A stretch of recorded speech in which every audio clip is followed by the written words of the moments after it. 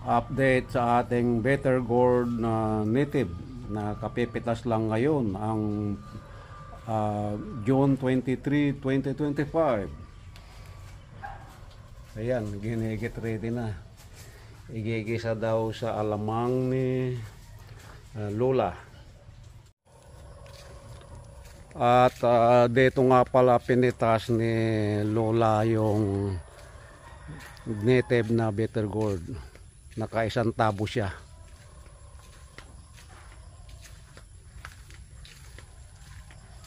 Ayan. Itong buong bakod dito sa tabing karsada, tabi ng aming bahay, puro Better Gourd yan dito sa bakod. Pero yung nasa loob naman, andyan yung mga bell pepper, long green hot pepper, eggplant, yung lemongrass nasa loob. May bagong tanim na kamatis andyan din sa loob. At syempre yung kalamansi laging andyan dyan. At ito yung ating mga saluyot, pinitas ko kahapon. Yan. Ito yung talbos ng sili.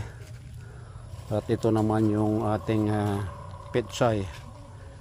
Ayan, binunot ko na yung iba dahil ginulay na namin, niluto namin.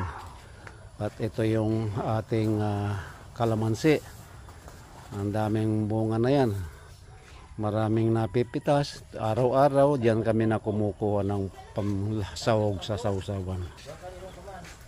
So, ayan po. Yan ang update ng ating one side organic garden dito sa aming munting bahay.